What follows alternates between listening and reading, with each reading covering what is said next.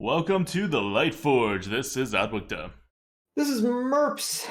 Hope you guys have had a good first week to the meta. That's it. Nothing. No. That's it. No huge kind of. See you thing. guys. Yeah. See you guys. That was our analysis. We hope you guys are having fun in this meta. Early impressions of this meta, I think anyone who's been in it will tell you it's a little ridiculous. No one's really surprised by it because the card values are also high and they're also high swing. That the meta is going to be so high and high swing. This is also your first week meta before Blizzard does any micro adjust or rebucketing. So it also relies disproportionately on how well Blizzard's done everything. It relies on how well Blizzard's bucketed, and also it's just not micro adjusted, period, right? So it's not even like Blizzard took a stab at it. They're just waiting for now. So it's going to be very unbalanced, and it's going to be a lot of the top level stuff is going to be dictated by the top classes. So that's all kind of expected. I'm still happy we're out of Rise of X, but it's not. It's more swingy. It's more random than Rise of X.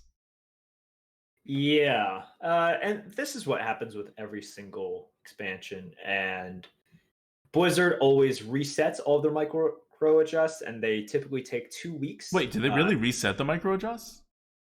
Yeah. There's no micro adjust right now. Really?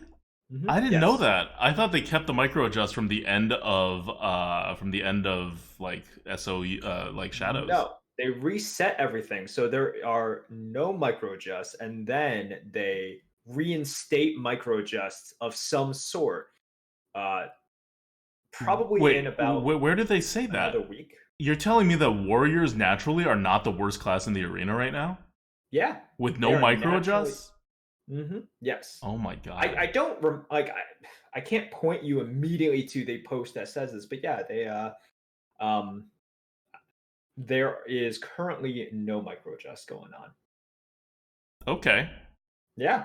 All right. Well, in that case, congratulations to Warrior. Your card pool has finally come together enough that I think it's, what is it right now? Is it even like second to last? It may be third to last. No, they're third to last. They're third to last. Yeah. They're third to last. It makes sense. I mean, they have good value generators, right? They have good AoE. They don't have like the AoE they once had with Collider plus Warpath, but they still have brawls, right? They still have quite a few ways to clear the board. Good removals and execute, and now they have that frightened flunky, which just gets them tons more taunts, right? They have some tools. Yeah. Obviously not the strongest class, but they have those, and they still have weapons, so they got some options. They still have some options. What they don't have anymore are weapons. So if you're drafting Warrior, take every weapon that gets offered to you. You will not regret it. There are no weapons left in the Druid offering pool. I mean, in the Warrior offering pool. There were never any weapons in the Druid offering pool. Yeah. But yeah. Yeah, so that's kind of the hole in the Warriors game plan right now, which is weird because you would think it's a Warrior, they're trying to focus on weapons, but they're actually just like on the ground, taunting, getting good card advantage, playing the like pretty normal game, actually. I think Warrior is one of the most normal classes right now in the meta, which is weird. But they're not doing well, in case anyone's wondering. Third to worst, there's like this big drop after Paladin. So we're looking at HS replay stats right now, and you have your top classes. We'll get to that next. But you have a pretty clear bottom three, and the fourth to last one is Priest. But the bottom three is Warrior, Shaman, and Druid. And of those three, Warrior's like edging out Shaman by a tiny bit at 43.4% versus 43.1%, and Druid is at 42.5%. So, what is going wrong with Druid right now? I have yet to be offered a Druid. I haven't played it. I have faced them a few times. Didn't seem like anything was happening. Yeah, I played a Druid this week. I think it got 4 wins or 3 wins, something unspectacular. But there's like, so here's a better way to answer your question, let's rephrase your question. Your question is, what is wrong with Druid? The question should be, what is right with Druids, which is nothing. And that's very different, right? There's nothing inherently wrong with Druid. Yeah, They their have card value is only 1% below the other classes. there's nothing really wrong, but it's like you add all of these things together, in which number one, their cards are generally of lower quality than other classes right now because the druids as a whole they value flexibility, right? Flexibility is nice, but at a certain point, flexibility just doesn't compare to pure power That's cards. true. A lot of the value Um, that they get from their cards are choose ones, which is flexibility power. But that's power. You can't just discount that as saying it's not powerful. Like, yeah, I know my Druid it of is the power. Claw is just a 4/6 taunt or a 4/4 charge, neither of which is killing it. But it's a super premium card for a reason, right? You can't just say like, oh, Right, but the right. options are not as good as the No, raw it's very power. good, but a lot of times, uh, some of the druids' best cards as well, it's a little bit more late game, and Yep. this is when druids have already sort of lost out on the board, and druids have never been great at coming back onto the board. Yep. All they have to come back is Starfall, which is a worse consecration, right? So um, they just don't have that cohesiveness. Like it's not Rise of the Mech druids, which have Yeah. really good ways to spread out and then salvage roar or buff on top of that. So if you look at HS replay right now, the most common cards that you're going to find in druid decks are Wrath, Starfire, which let's face it, are pretty unspectacular removals, right? Because they're just honest removals in a meta in which we have so many like cheat removals. Mm-hmm. Um, those are their most common cards, Wrath and Starfire, and then Raven Idol, which is like, hey, flexibility, woohoo. Tortolan Forager, which is random. It's value, but it's random value. Ironhide Direhorn, which is once again value, but really slow sort of like value and tempo. And then you have a lot of neutral cards, which is wow. Okay, so your most common class cards are two sort of very fair, value-oriented removals, a couple of optional card draws. That's your class. It's not a win condition right there. It's just sort of like oh hey, I'm gonna play really steady and I'm gonna play honest, and hopefully I beat you. Good luck.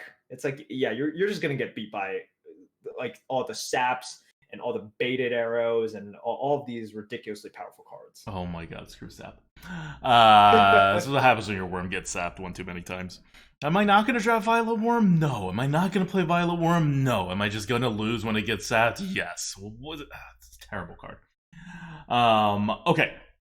So, with Druids, I think the biggest problem to its win rate, because so step one, nothing should be below Warrior.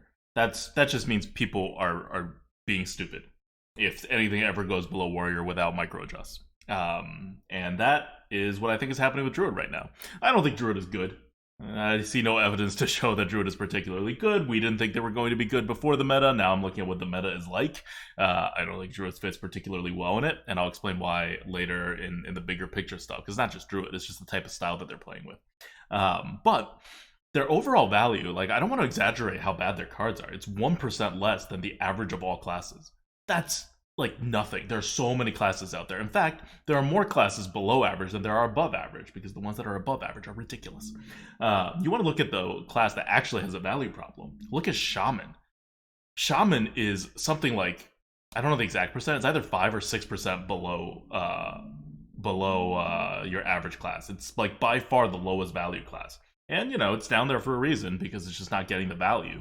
It works together. Like, your Shaman cards are fine. They fit the meta fine. They fit the meta actually probably, like, better than normal, but to, like, mitigate their value gap. But there's a huge value gap in Shaman right now. And the RNG doesn't help if you're a good player. But for Druid, that's not the problem. I think the real problem is that people think that they're still in Rise of Mechs. They're like, you know what, Druid works good? You know why Druid was the second best class of all, like, in Rise of Mechs? Like, just below the ridiculously busted Rogue? It's because we tokened and we buffed stuff. And most of those cards are still in the meta. So why are we not going to keep doing that? Well, you can't do that anymore because Druid had offering bonuses, and I guess they went away. You also can't do that anymore because this is not supported in the current, like, you know, the new SOU set came out, and I don't know, these cards are not token friendly cards, right? It's not like Overflow or like Oasis Surger or Crystal Merchant or Worthy Expedition. Like, the only thing that's token favorable is bees. That's it. You have one token favorable card, and yes, you take that every time, fine. But that's even a removal, right? Where your opponent has to have something. So I think people are really forcing this archetype, and they always go really heavy towards it. I know in Rise of Mex, whenever anyone's like tried to like, whenever I saw anyone draft a druid, whenever Twitch chat's voting on druid, it's always all these cards, always Power of the Wild, always this, always that, and yeah, I'm not saying it's not a powerful archetype, but you got to be more flexible. Like once you go for power, you're committed. And what's Druid good at, especially right now with the new cards coming in? They're good at flexibility. So if you're committing on power, but your class is good at flexibility, you're going against the class, right? You're living in the past, and you're not going to get good results. And so if you look at the win rates, all the tokeny cards have like really terrible win rates on HS replay.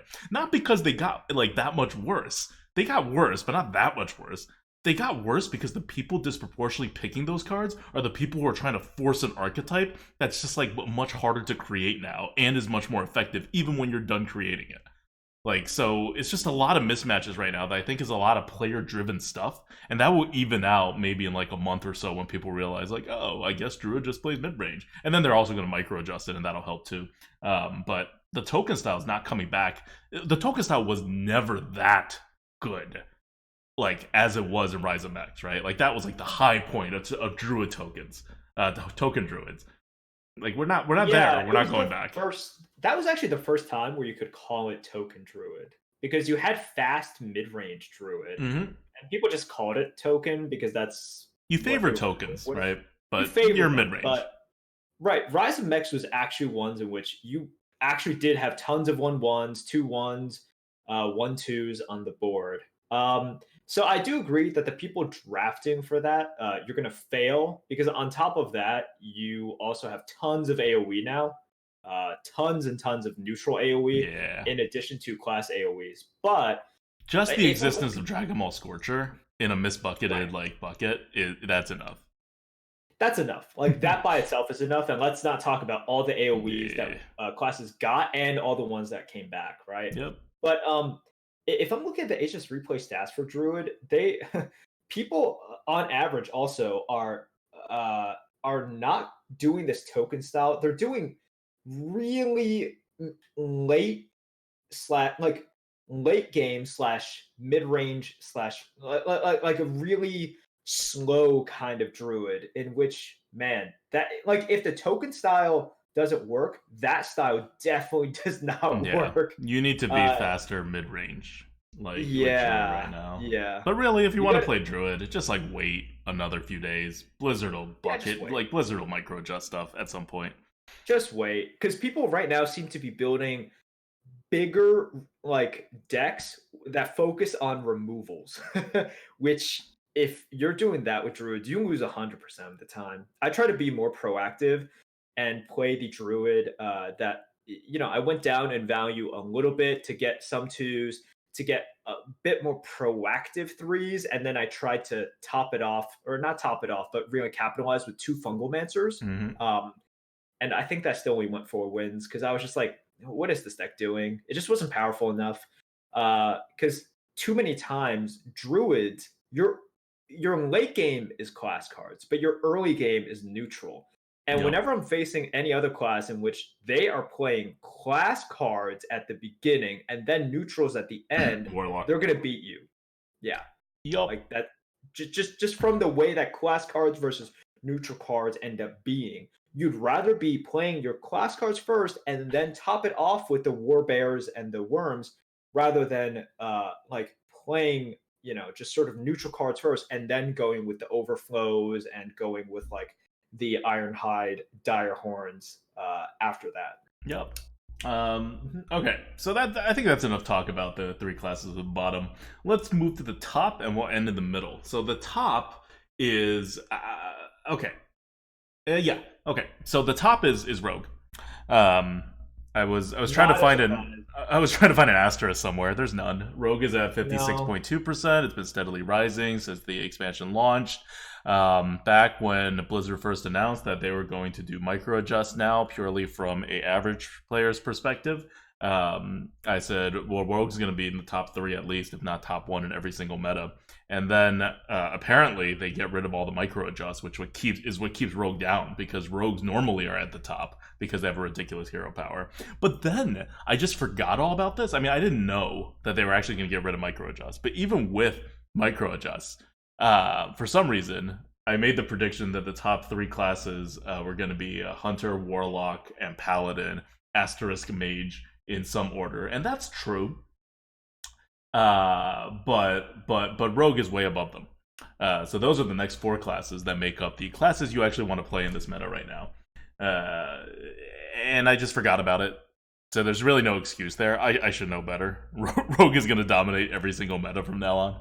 Yeah, unless they change it, it will be Rogue. It's like there's Death, Taxes, and Rogue and number 1 if there is no micro adjust at the beginning of the expansion. Yeah. That's just the way it is. Well, even if they micro adjust, it doesn't matter because Rogues are harder to play than other classes.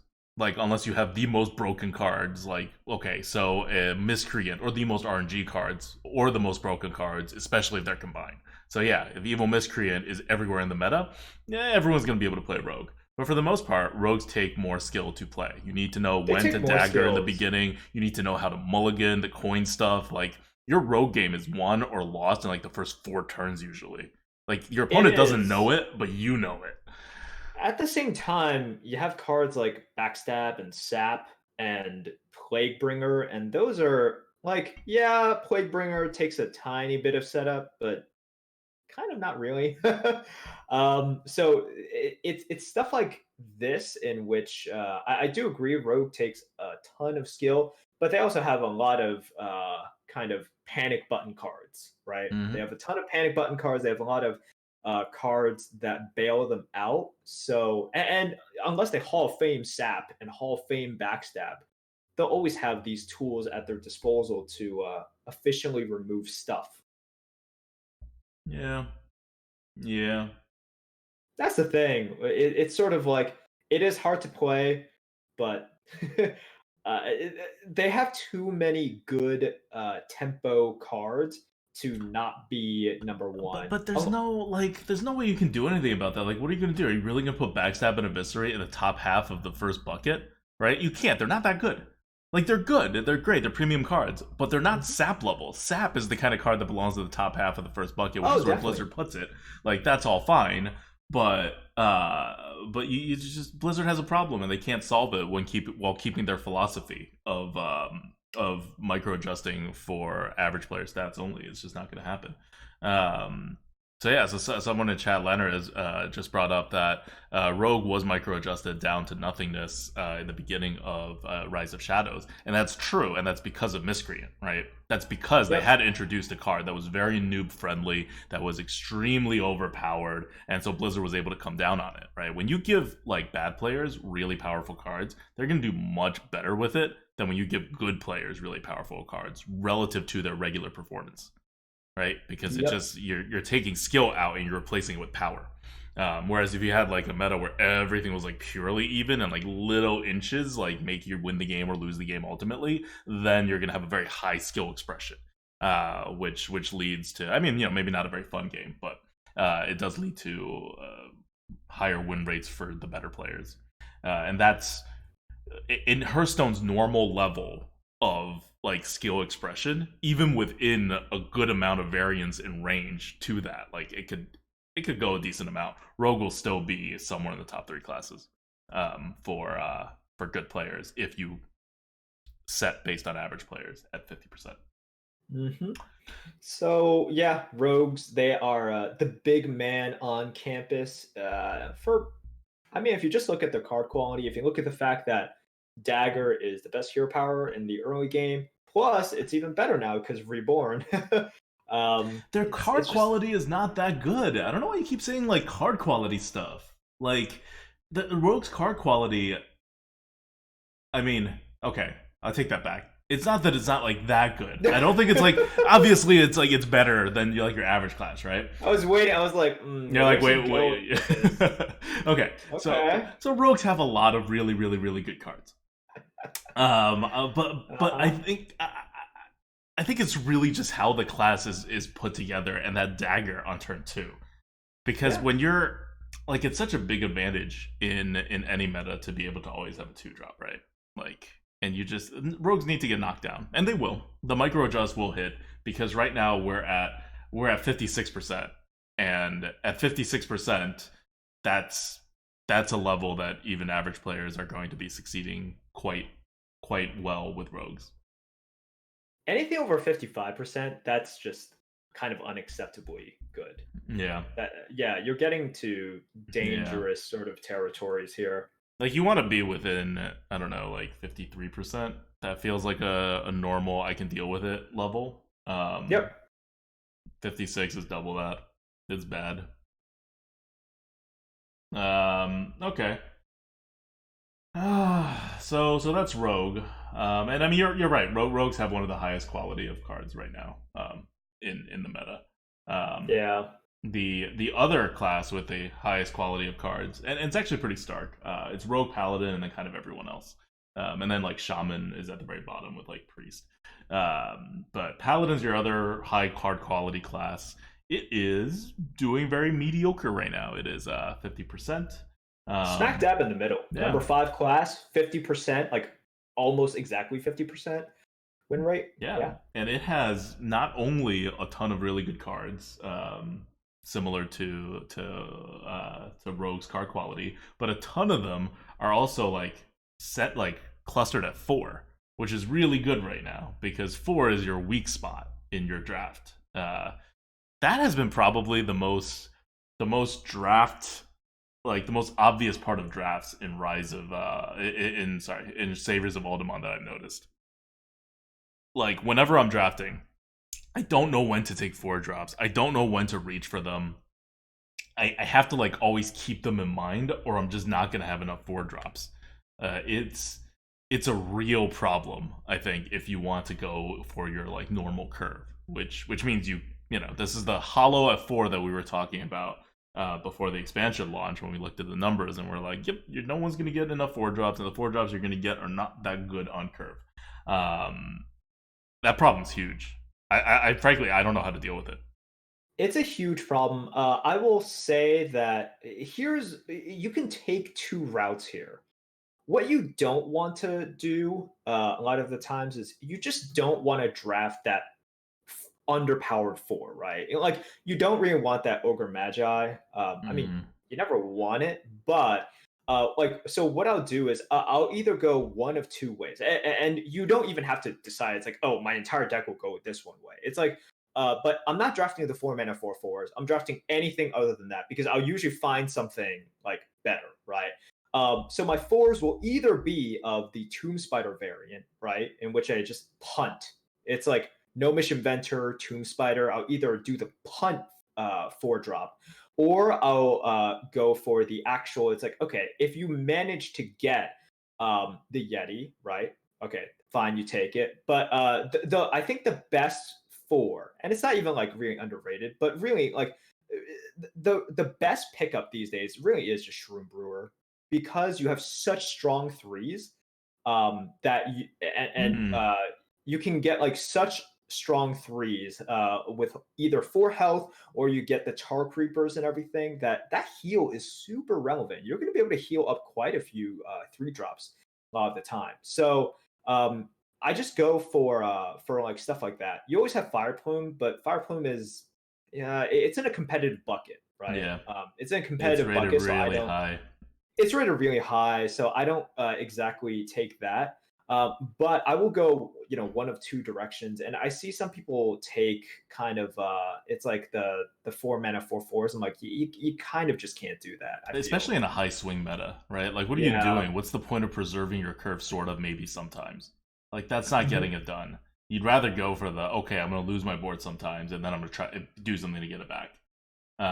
Which is also not that easy to do these days. But okay.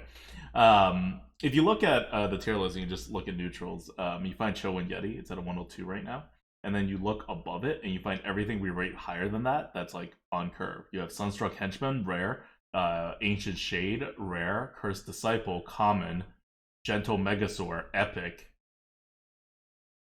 and then nothing else is a better curve card. Bone Wraith, maybe. It's kind of questionable because it's really a lot of its value is really in taunt. Um, Yeah. but Yeah. like that's where we're at. Like that's a pretty sad state of affairs. If you look at 3 drops and you go and you look at, I don't know, where's Injured Blade Master? Injured Blade Master is at a 99. What's above an Injured Blade Master that's on curve? Harvest Golem, Earthen Ring, sort of. Fungal Enchanter, sort of. Dragon Slayer, yes. Untamed Beastmaster, yes. Tar Creeper, yes. Emperor Cobra, yes. Void Ripper, sort of. Lone Champ, yes. Egg Napper, yes. Giant Wasp, yes. History Buff, yes. Candle Taker, yes. Basilisk, yes. Like, that's the difference, right?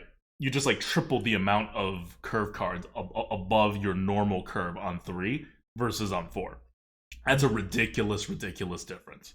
So on 3, you're going to get your premiums. On 4, you're going to struggle to like get anything resembling a Yeti with any amount of consistency.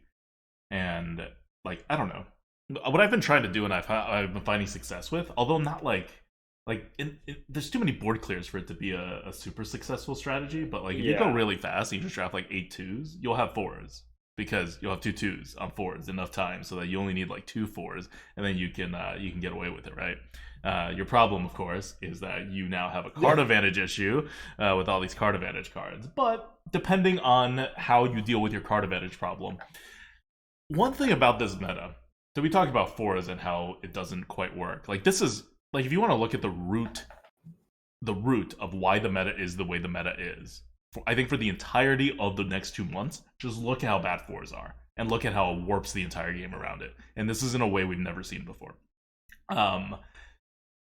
So yeah, so the 2s are kind of a quasi solution. It's definitely one way to go about it. It's not the best. Merp's solution to basically just like give up, right, is the other solution because then you can get your value elsewhere, right? Like do what you can to mitigate it, but like don't lean too hard into it. Like don't throw good money after bad. Just work your way around it. And those are kind of your only options, right?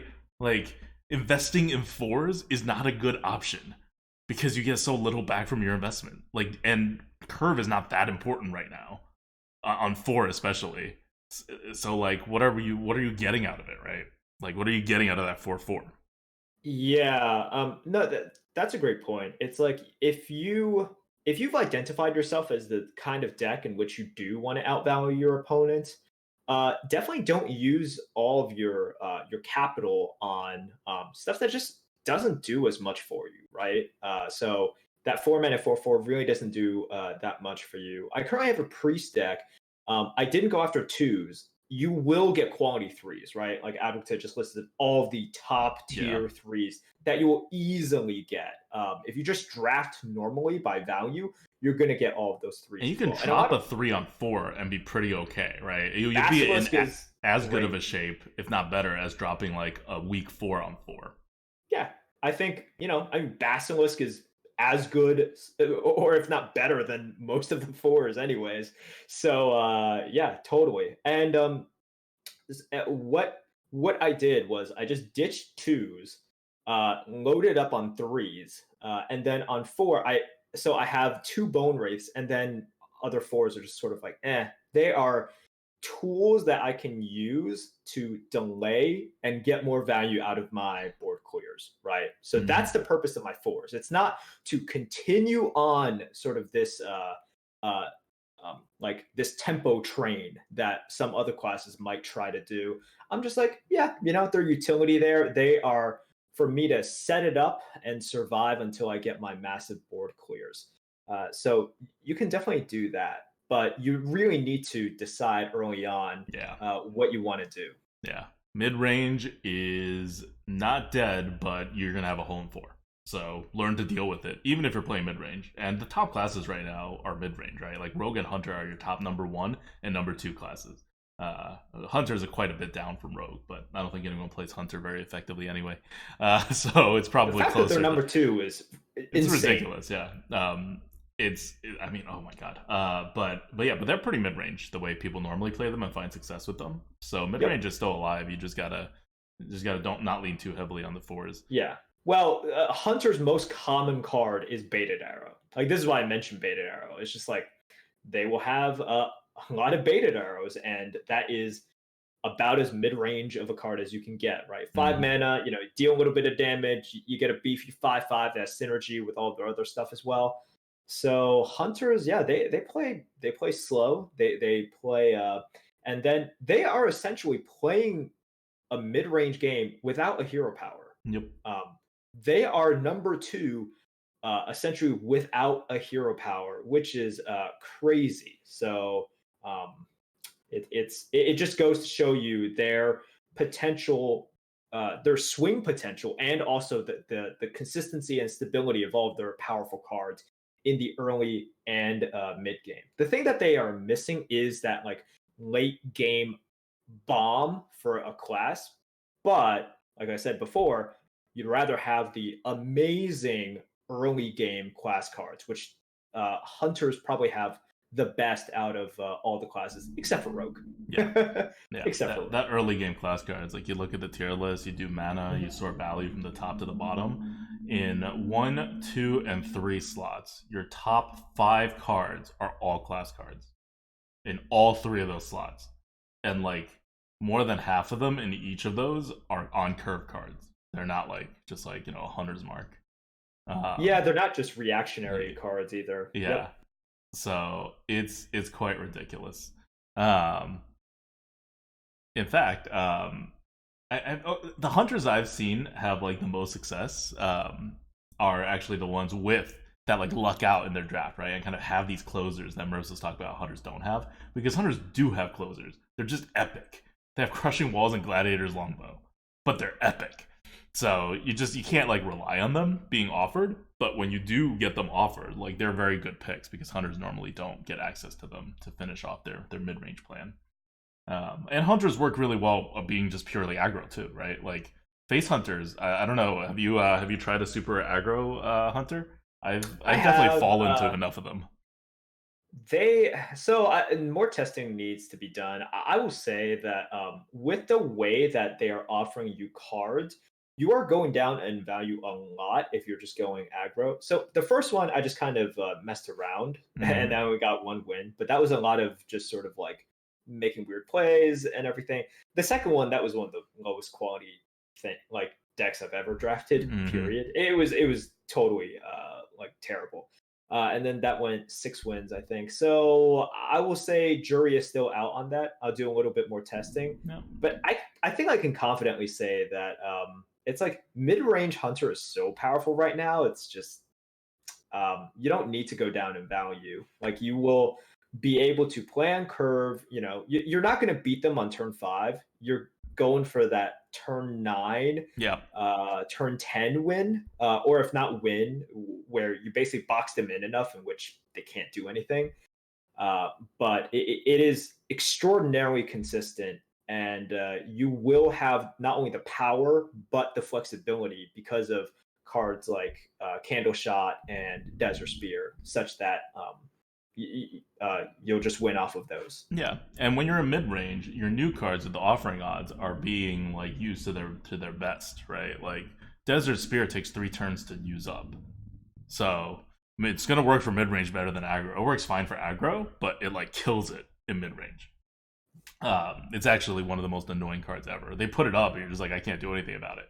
Why? Because they have too much flexibility. Like you have given Hunter choice of ping, which Hunters like choice of multi ping. Like that's something Hunters shouldn't have. I'm still annoyed by that. They did go kind of all in on the design though, because they also added a swarm of locusts, which again, if you're aggro, you don't really want a 6 mana card that can't go face. But if you're mid range, that's like 7 damage wherever you want, right? Super efficient, and you really see the power of these cards when it comes to how hard they make it for your opponent and how flexible they are. A lot of people like look at them and like they count up the amount of damage and they're like, oh, they're all right. They're not like super premiums, but the ability to split up the damage, like just whenever you face a hunter now, right? These cards are now in the meta. You can see what they do. You can see that they are powerful. It's not something that takes a lot of math to figure out. Like you feel it too, like very very painfully when you're facing hunters. And even Ramkahin Wall Tamer, right? Better in mid range. Why? Because you'll have bigger beasts to copy. Because you'll more often have beasts to copy. Not that you won't when you're in aggro, but you do have a higher miss chance. So Hunter's pretty focused on mid-range right now, and I don't think that's going to change. So one of the ways that the meta is being structured, because of the hollowness at 4, and what we were talking about before, is you're going to be pushed in one of two directions, right? You're going to be pushed towards aggro in your deck, or you're going to be pushed towards control. The deck that will bridge the two and win you the game in a 50% aggro, 50% control meta, which is where I think we are right now. And in any meta that's 50% aggro, 50% control, you're actually going to see more aggro than control, because aggros finish games faster. But I think that's vaguely where we're at right now. A good mid-range deck is the way to beat both. It's a mid-range deck that's able to get under control and stop the aggro. Hunters have way too efficient removal right now that they can stop all the counter aggro in mid-range. And they're a hunter. They can still get under you if you're trying to play 2 control. They still have that hero power that's infinite amount of reach given enough time. So they're in a perfect position to take advantage of this meta by going mid-range. Even if they themselves don't have like they have a lot of good mid-range cards, but their 4s aren't ever terribly strong. You have Flanking Strike, which is questionably, not really on curve on 4. Multi-shot Houndmaster, Houndmaster being super overbucketed, as usual. So it's not that Hunters are better on the 4s than other classes, but their other cards all support mid-range so much better. In fact, Blizzard's basically been just printing Hunter mid-range cards that are purposefully not as good in aggro since for how many years now. And it's kind of come together to this now that Swarm of Locusts and Desert Spear, especially Desert Spear, are in the meta. And Rogues, of course, are your other class that can take advantage of this really well, right? Rogues are mid-range now. Why? They can always be mid-range. Even when they're aggressive, they're pretty mid-range. Why? Because they have a dagger, so they don't really need to invest resources in 2s. And that already makes you more mid-range than aggro. And so all rogues have to do is compete more in the middle, put more of their resources in the middle, because when you're drafting as a rogue, you have more resources to draft because you know your hero power is a guarantee. And so those classes are just doing mid-range really well right now and destroying the meta. Whereas the other classes have to pick a lane, right? What are the other good classes? Mage. Mage is pretty reactive these days. I see mages try to do aggro. It sometimes works. It doesn't work too well. Paladins obviously have to be aggro. You can't play a control paladin. That hasn't been a supported archetype in the arena basically ever. Yeah, I think we need to be careful with the term aggro. They just need to play for board, right? No, it was aggro zoo, right? Aggro zoo, not face. Okay, sure. Right, aggro doesn't mean face. There's a difference between aggro and face. Zoo is aggro. Mm-hmm. So yeah. So for warlocks, you can kind of go both, but your mid range is kind of just as weak as anyone else's mid range. Warlocks have very little things supporting a mid range game, but they have plenty supporting aggro and they have plenty supporting control. They've always been the polarized class, right, where they're trying to do zoo and then they have a bunch of board clears that kill everything. So they're still stuck in the same dilemma. It's very powerful, but you got to pick a lane, and that's where your other good classes are at outside of Hunter and Rogue. You have some classes that can't quite pull off mid-range. What's your pick? Once they nerf Rogue a little, and they nerf Hunter to the ground, because anytime Hunter sees a little bit of success, they're going to get nerfed to the ground. Which class do you think is the most well set up after the micro adjusts and the rebucketings? You know what? Let's say rebucketings don't even happen, right?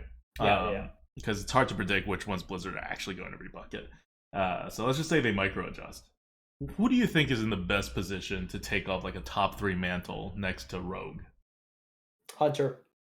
You think Hunter, even after they micro adjusted down a little? Here's the thing, because they've always micro adjusted down sort of the top 2, and then they micro adjust up like everyone else, which is not the way to do it. But this is the way that they do it. Okay, so we have precedent for this. Yeah. If they do what they've always done, they'll look at Rogue and they'll look at Hunter, the 2 mid-range classes, and they'll say, okay, based on these win rates, and it's pretty stark, right? Well, 56%, duh. But Hunter is also a good amount over Warlock as well, right? It's and then 2% over Warlock. That's a decent amount. Relatively, it's a decent amount. I mean, overall, if there was no Rogue and Hunter was at the top of the meta, we'd say it's a pretty balanced meta. right? Yeah, exactly. But they're probably going to nerf Rogue and nerf Hunter. Also, when they nerf, it's like they don't nerf Rogue by a ton and No. Hunter only by a little. They just nerf both of them. Yep. But what'll happen is Warlocks and Mages and Priests are going to go up, right? Yeah. Paladins are going to go up as well. But like all of these classes, all of these control oriented classes that are being held back by these super powerful mid-range rogues and mid-range hunters, they're going to go up. So I think what's going to end up happening is, for example, hunter like the average card quality is going to go down, and also Hmm. it'll make drafting aggro hunter like better actually, Yeah. because you're not sacrificing all of that value.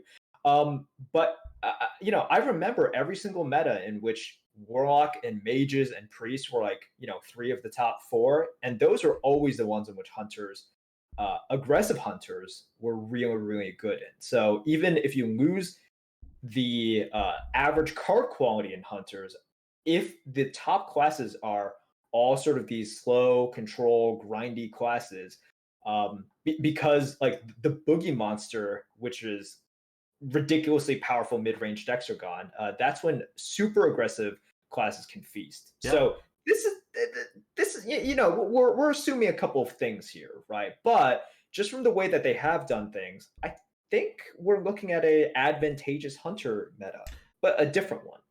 I think that's very insightful, and I agree. Whenever hunters and mages have been on top, I mean, warlocks and mages have been on top. Hunters have been great because hunters Mm-hmm. are kind of a natural counter to warlocks. They use their health, and mages just are never fast enough to secure their board and like whatever to deal with hunters. Like they'll get wipe the hunter at some point, but then they're a few turns away from losing, and they can't kill the hunter fast enough.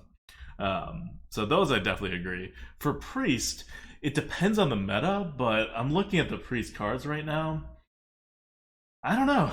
I think it depends on. I think it's a coin flip of whether priests will actually be weak to hunter in this kind of meta, because you do have like priests can do control, right, like decently well, but they also have a decent amount of just like surviving kind of cards, right? You have like penance that's in that like heals, holy ripple heals, Mm-hmm. and like board clears. Like you have a good amount of tech to make a mid-range priest. I'm not saying that's going to be superior to a control priest once priest gets buffed, but I think it's kind of a coin flip which way it ends up. And of course, because priest players are priest players, they're going to favor control by preference. Even if it's not like, even if it's close, right? Yeah, Um, definitely. so yeah, I can see that happening. My pick for being in the top three after the buffs come in is well, okay, so I'm gonna just make the assumption that warlock and mage are going to stay exactly where they are because they seem like they're fine, like win rate wise, and they're pretty flexible that they can like adjust to the new meta that's coming in against most of the classes. So the one that I think will challenge there, besides hunter, will be druid, because druid has that strong mid-range game. It has all those choices that they can make. They're being hurt right now a little by card quality, but also because I think people are playing them wrong, and Blizzard's gonna buff them up to be way better than they should be. And we're now like, I think people, if you have like a short memory, you think, oh well, Druid was good before. Druid has had historically bad win rates at like all times in like the last 3 years, except for very very rare moments, and that's after micro adjusts. So they're always in a position where I really don't trust their win rates on HS replay for how good the class actually is. Because for some reason, like people just keep misplaying druids and they keep trying to make druids do what they don't do, and they're not like they're not playing the normal game patiently or intelligently enough. I think, right? Like HS replay is four and I a half agree. win players. We're talking about like 7.5 win players. There's a big gap, and that's the kind of thing that druids live on. And druids have the cards for it in this card pool, and they're gonna overbuff druid. Maybe not immediately. So I don't know about the very next meta, but they're gonna get there. Like in two micro adjusts, druids are going to be one of the top classes, whether the win rates show it or not. Um, okay. Uh, something I want to talk about in terms of a wider meta thing for Saviors of Oldham, right? Is this so let's start with the one that I think you guys may be more interested in because we've talked about it, everyone's talked about it, and that's 2 drops versus 3 drops, right? Do you start on 2 or do you start on 3? From what I've seen of other players, there has been a strong preference of starting on 2 over starting on 3. Maybe it's a leftover from Rise of Mex where you had to start on 2. Maybe it's because, like we said, right? Like, there are so many 2 drops that are going to be offered to you. Saviors of Oldham is just stacked with 2s, including 2 very good ones and 2 pretty damn good ones. Like, if you look at neutrals in the top 2 drops, and you look at the top 6, 4 of them are Saviors of Oldham. 4 of the top 6 2 drops. Now, if you look at 3 drops, 3 of the top 5 3 drops are Saviors of Oldham, but 2 of those are epic. So you have some, and the other ones, like there's 2 that are actually on curve. One epic history buff and one candle taker. Whereas for 2 drops, you have Nephroset Ritualist and Quicksand Elemental, which are your top 2, and they're both on curve and they're rare. And then you have Bug Collector and Tempo Berserker, which is number 4 and number 6, but they're common. And they're like all of them are like pure, like not pure curve cards, but they're better than your normal card on curve. So you have a lot of incentives to draft these 2s. So what I've been noticing, I think it's some kind of mix of people not wanting to start at 3 or being scared to start on 3 and just being offered too many good 2s. Many of these cards are also misbucketed, that they end up with enough 2s. Like the way I draft right now, like it's a weird thing because we were like, there's so many 2s offered, but you shouldn't take them.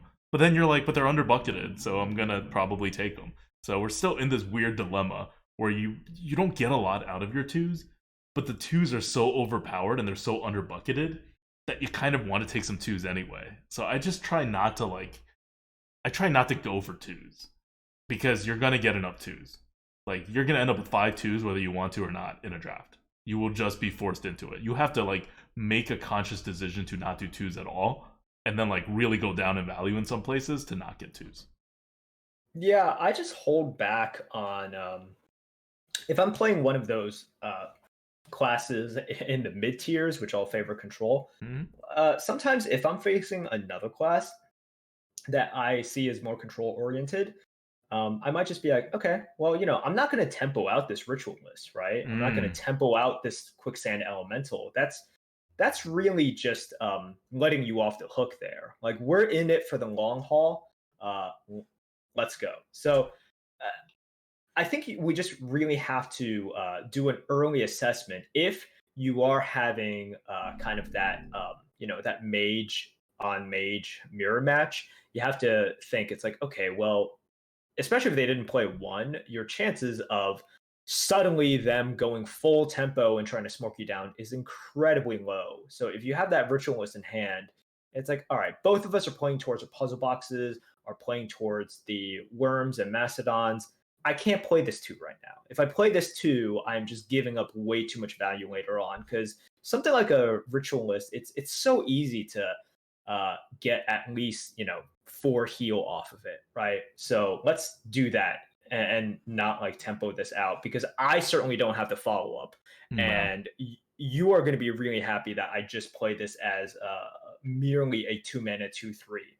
So just think about that. A lot of times these 2s, because they're so powerful, like you're not just getting plated beetles, right? Or like a Monty Berserker. Don't hate on the plated beetle.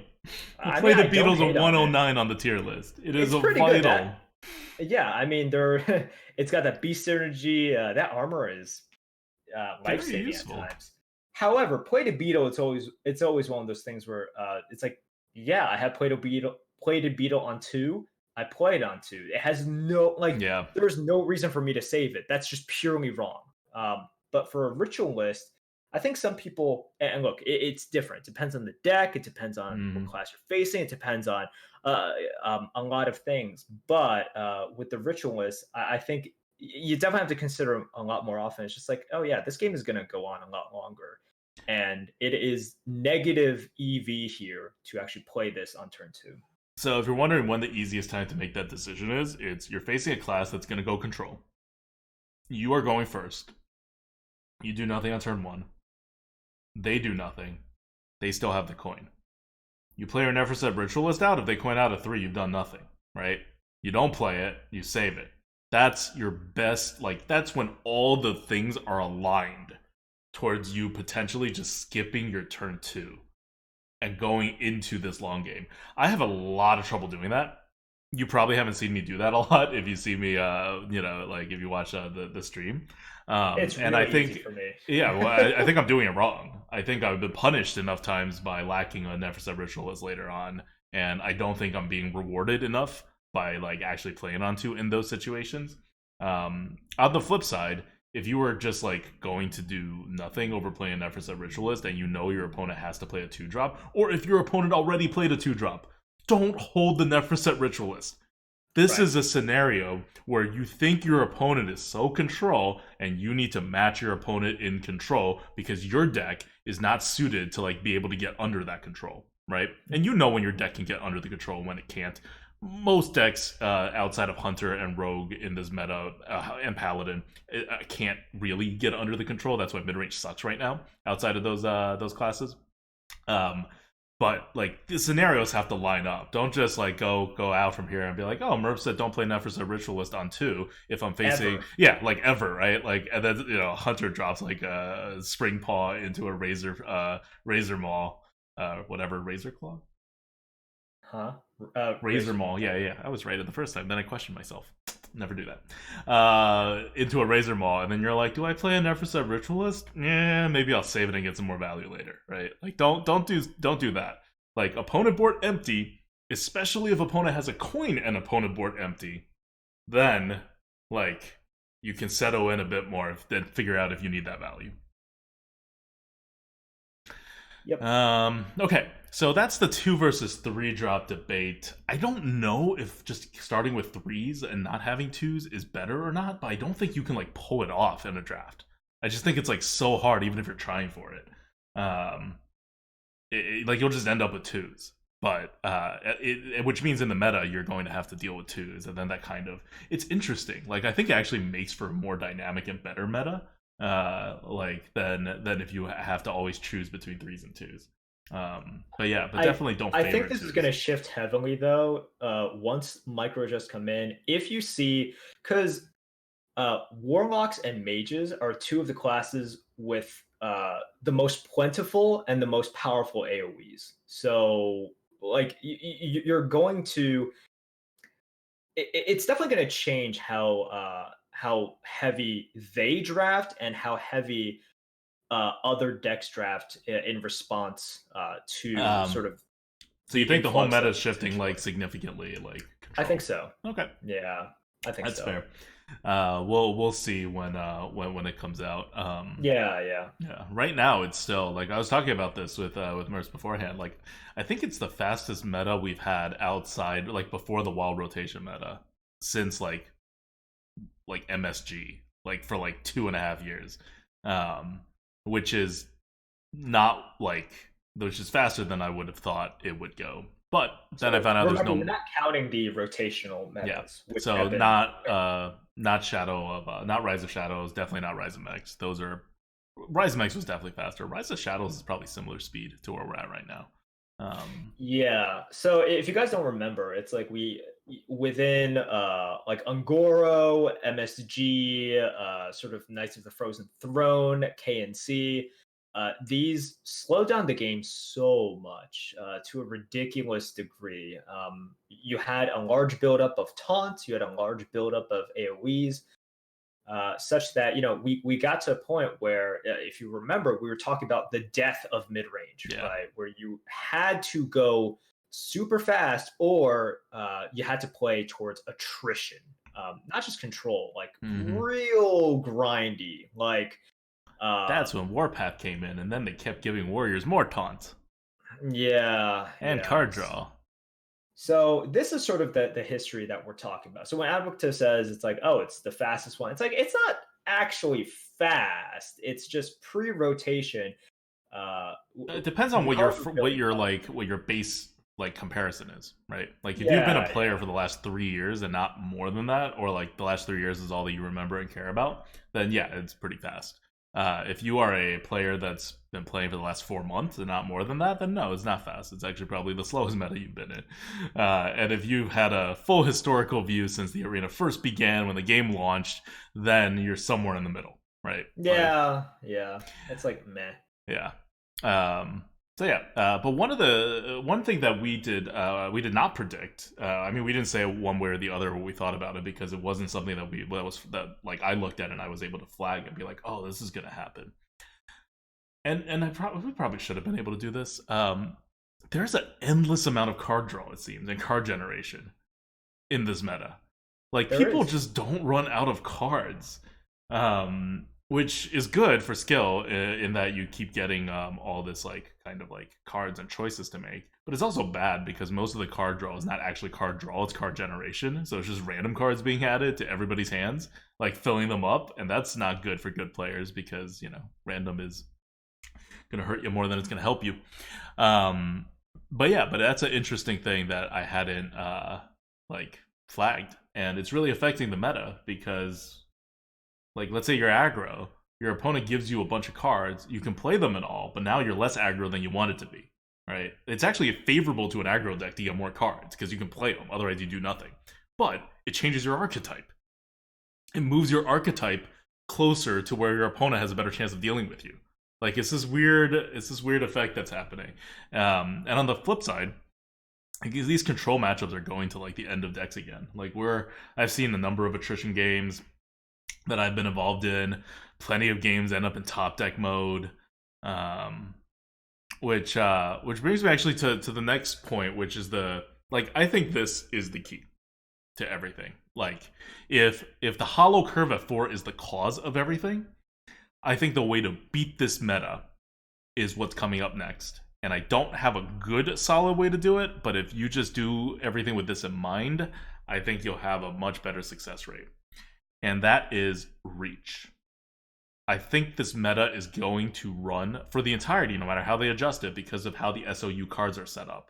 It's going to run on reach and survivability. If something runs on reach, it also runs on healing your face, right? But there's plenty of cards right now that heal your face and protect your face. There are very few cards that give you reach. Very few cards in neutral give you reach. Very few of the new class cards give you reach. So you're just stuck in a meta without sufficient reach. And when the reach doesn't keep up with the swing size, because the swing size we all know is huge now, right? Ridiculously overpowered cards are in the meta. And when that happens, like, you can just lose the board really quickly, your opponent can get the board really quickly, you can be wiped off the board really quickly, board clears are back, giant taunts are back, like, hard removals are everywhere, like, you play a 6-drop, your opponent uses a 4-mana hard removal, whoop, right? You play a worm, you get sapped up, like, all this stuff is just happening, like, regularly. So, swings are back. Whenever something swings, you don't have a chance to respond to it. And if you don't, you lose, right? Even though you are the better player and you have won the game for a larger percentage of times. Anytime there's a very high swing meta, and you want to be a mid-range or aggro deck, and you want to push, because your tool as a mid-range deck is you need to be able to push to go under the control decks, which Merv says is going to be even more favored in the coming meta, but is already like half the meta at least. You need to be able to make the push. And if you're facing an aggro deck, you need to be able to be the control. Right now, you can be the control because you have plenty of heals being offered to you, but you can't ever push because you don't have the reach. So anytime you see a reach card, if you're trying to be a mid-range deck, or if you're trying to be an aggro deck, obviously, like, prioritize that reach. Prioritize that reach really, really heavily. Especially reach that can go through taunts, but even ones that can't go through taunts. There's a lot of taunts out in the meta, but it's not like as bad as it was like 6 months ago. You're going to need it, and it's going to make a big difference. So that's my way of dealing with the huge swings that's gonna wipe out people's like win rates. Like, if you talk to all the good players right now, the top streamers and the players, everyone's kind of having a bad time in this meta win rate wise. Like, just across the board, win rates are just like down, and that's because swing is up. And that's what always happens when swing is up. Swing is the antithesis of good play and rewarding good play. It definitely is. Also, whenever there is one purely dominant class, it's going to also cause just a lot of more coin flippy games, Yeah. right? Especially if because a higher percentage of games are going to come down to it's like, did you get that class and did you face that class? Um, Whereas it's like, okay, if you're facing rogues more often in one run, right? Like you have a much higher percent chance of losing just because of all of their flexibility and powerful cards. And it's like, if you are able to play rogue, that's sort of easy mode for you. I know that in the first couple of days, I believe Shady got like double 12s and then a 9. I might be wrong, but some really good record in his 3 runs with Rogue, and he just kind of bombed with the other classes that he played. He's definitely figured it out since then, and his average in other classes has gone significantly higher. But yeah, at the very beginning, I think that was sort of a microcosm of what can happen when one class is so dominant. Yeah, and it's Like not just Shady. You look around, it's everybody. yeah, definitely.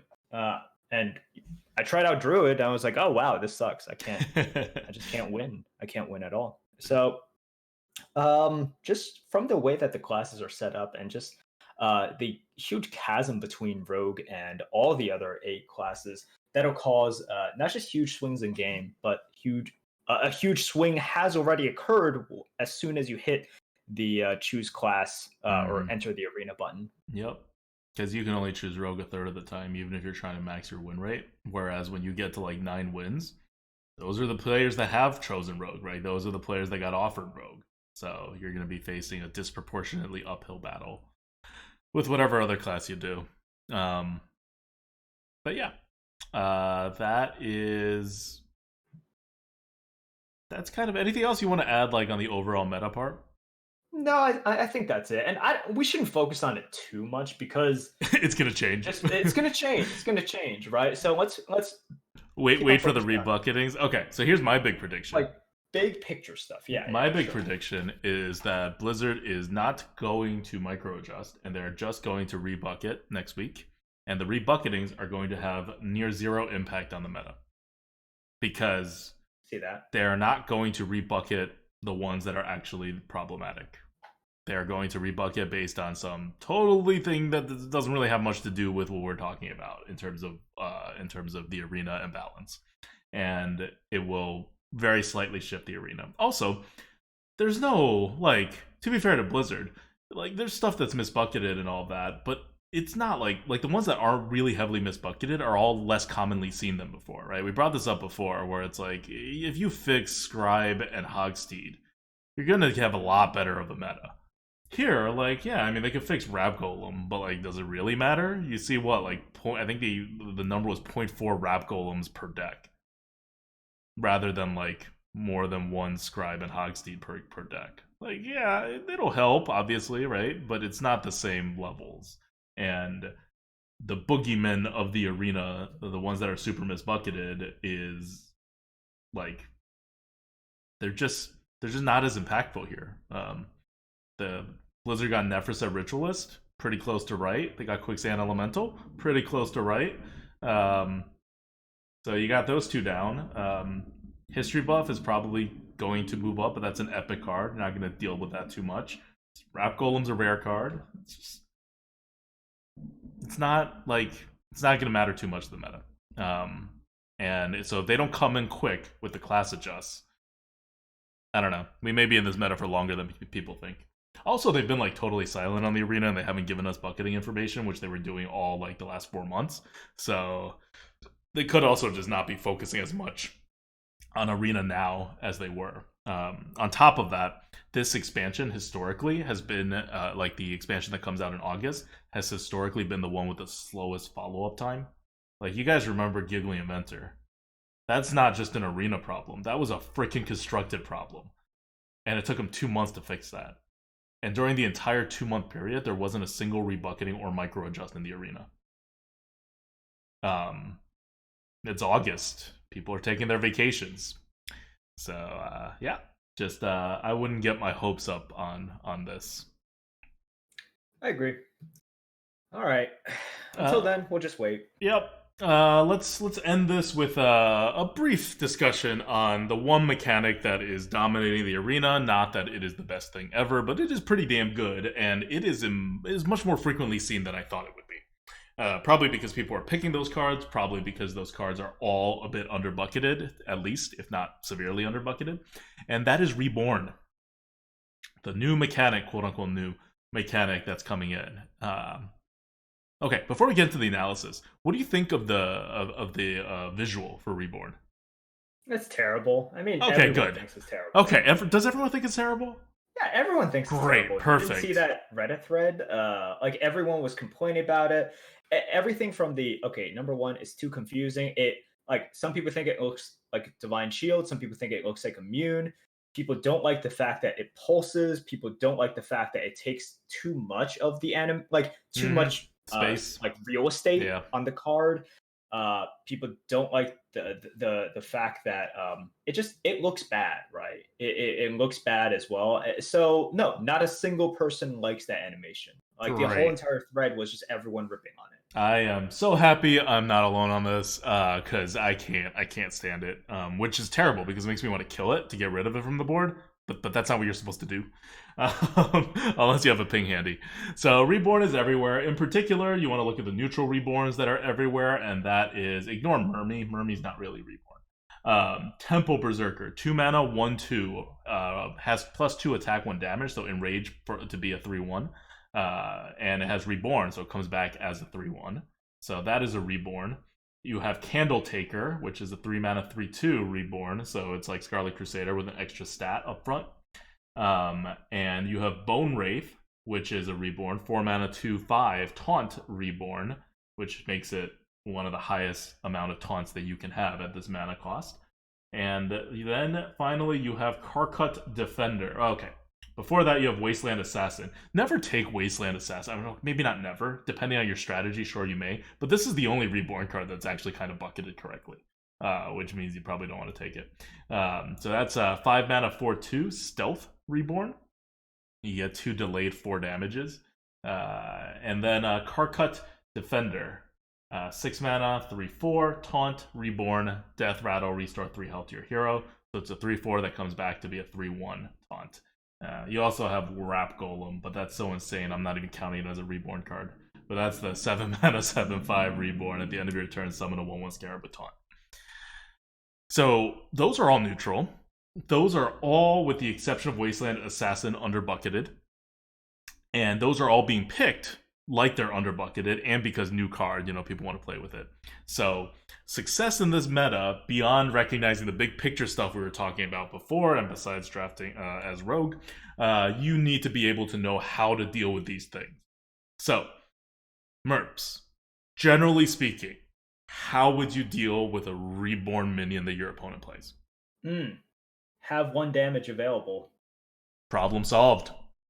There you go. If you ever have 1 damage available, don't use it unless you absolutely have to. This feels like the speech that we gave, because, before, 1 damage has been useful in the meta in Rise of Mechs too, right? Like, deal 1 damage, pings were like the most valuable thing, because everything was tokeny, right? There were so many things with 1 damage, especially with something like a Phantom Knives, it's crazy good. So everyone knew that. But if you're just trying to stop tempo, which is what like Rise of Mechs was doing, you just use up your 1 damage whenever you can get value out of it, right? It's not like too much thought. It's like, do I have it? Yeah, okay, we do it, right? That's why Rise of Mechs is not very high skill overall. But now you have to save it, because you're gonna get really, really, really punished later by a Reborn creature if you don't have a ping. Like, much more so than just using it on any kind of thing with tempo. So whereas before, you may want to determine if you save your board clears or not, but you would never save your solo pings, now you got to save your solo pings too if your class can't ping. And obviously you still save your board clear pings, but your board clear pings are also okay to be used as solo pings if you need to, because sometimes you need to. So that is the big thing I'm hoping everyone is going to take away from this podcast to survive in this meta. Save your frickin' pings. Yeah, well, that's if you have pings available. The more important thing is to, if you haven't really practiced this skill recently, or If you're still looking to acquire this skill, it's a great time to work on sort of your tolerance of board tension. Mm-hmm. Because if you don't have that ping, what you have to do is just be comfortable in leaving something, right? So this is how you deal with reborn. You either highly value your ways in which you can remove it, or you just get really comfortable with not removing it. And I'm not saying you abandon everything and start going face and just cross your fingers and hope that you get there. I'm saying that you go face, but with the or you hit into another minion with the understanding that I'm still fighting for the board. I just can't do it well this turn. It's not Mm-hmm. worth it for me. So I will tolerate more board tension. I will tolerate more uneasiness, but I'm Piloted going to set it shredders. up. Just imagine Yep. every reborn is a piloted shredder. Do you clear We it? Probably not, but sometimes you do. But if you don't clear it, is your opponent going to be able to do something with a piloted shredder? It's a good chance. You just gotta, like Merp said, tolerate it, live It's with it. piloted shredders. It's annoyatrons. It's stuff like that. It's not exactly the same because a lot of times those force you to tolerate it. Mm-hmm. Here, what's going to happen more often than annoyatrons, right? Is that you can clear it. It's just not advantageous for you to do it. So you need to hold yourself back. You need to hold yourself back from your desire to clear everything because that is going to leave you in the long run weaker and without as much options. So recognize that, and this is a huge, broad statement right now, but recognize that uh, unlike in Rise of the Mechs, there's not so much buff punishes. There's a lot of Yes. AoE punishes. There's a lot of removal punishes. But it's if you're leaving up their mech or you're leaving up here or like one thing or another, they're gonna put that 5 mana 5/5 mech on it and then punish you in that way. So here, a lot of it is AOE, a lot of it is removal based. So you leaving There up a are minion, still punishes like there's still Nephrosid, punishes. Ritualist, Fungomancer, and you're gonna remember those. But percentage wise, it is much lower than Rise of Max. Yes, definitely. So just make sure you don't get completely obliterated by a fungal. You don't get obliterated, by a ritualist, and then like learn to tolerate a lot more board tension. Yeah. And that's a bad like normal thing to say because learning to tolerate tolerance just means like dealing with more swing. That's literally what it means. Just like learning to take the risk of getting swung back harder. But you kind of have to in this meta, which makes Reborn a great comeback mechanism, right? Catch up mechanism, which games are always looking for. So that it's not just like whichever player gets an early advantage just wins, and it's just gonna take like 8 more turns to like figure it out. But at the same time, it's gonna it's an overall negative on like you because you're usually the one with the board. On the other hand, you can use it to your advantage too, right? When you put it on the board, if your opponents are misplaying into it, they're the ones clearing it or whatever. You can buy yourself a lot of time. So this is the general reborn mechanic is also just a huge thumb on the scale for control decks because if your opponent's misplaying into it, it means control decks are benefiting. If your opponent's misplaying into it and you're aggro, nothing much happens. like, No, like you don't really get an advantage after that too much. You get a small advantage. You need to have a buff, like so much stuff. But for control, if they're misplaying into it and clearing it, you've just saved yourself so much face damage. Right? You've just gotten like it's as if the creature that you put on the board had 2 or 3 more health than it should have. That's all. It's all very good.